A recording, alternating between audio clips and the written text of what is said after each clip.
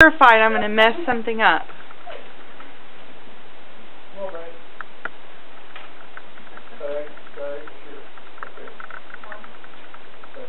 Yeah.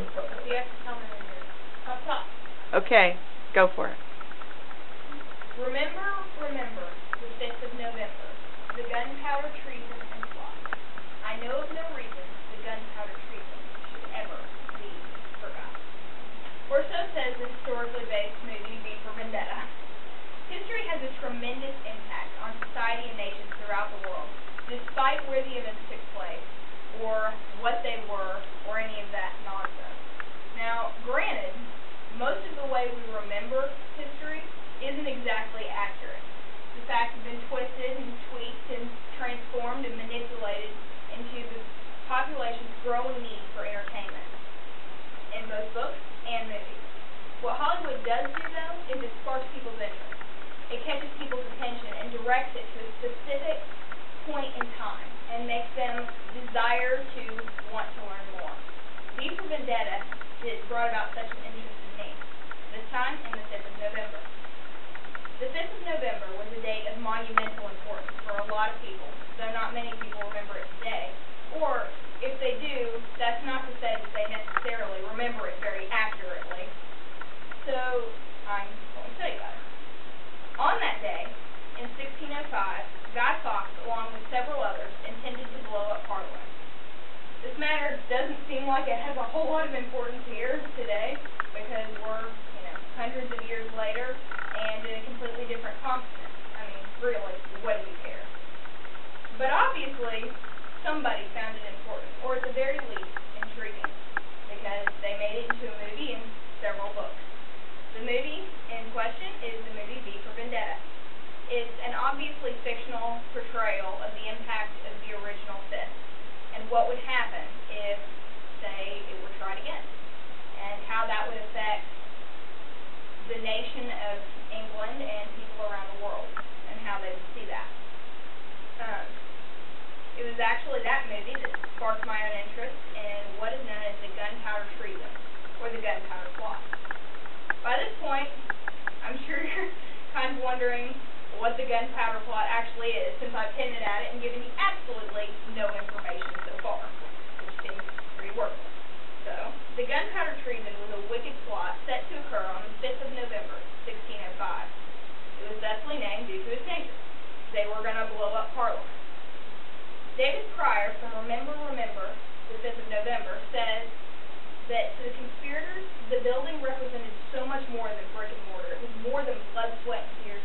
It was a symbol. It was a symbol of the tyranny that the English people felt they lived under all the time. Now, depending on who you are, it's because, fortunately or unfortunately, the plot was found out and stopped. Shortly before the plan was to take place, it was discovered. Guy Fawkes was captured. He was interrogated most vigorously, refusing to even give his name for 3 days of torture. He insisted that he was John Johnson. But, who's going to stand up much longer than that? So after 3 days of vigorous interrogation, he admitted that he was not the leader of the gunpowder treason, but definitely a vital member. That certainly rattled some cages. Enough so that between the knowledge of their discovery and the loss of Fawkes, the plot fell through and the conspirators dispersed. Now, that seems kind of like a failed plan, since nothing worked out.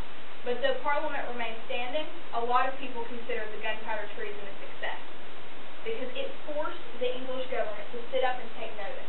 Their people were rebelling right under their noses. And not, a little riot in the streets every now and again. This was like blowing up the White House huge. This is not okay. And also, it serves the double idea of completely embarrassing the English. A group of 20 people almost destroyed one of the greatest buildings in England.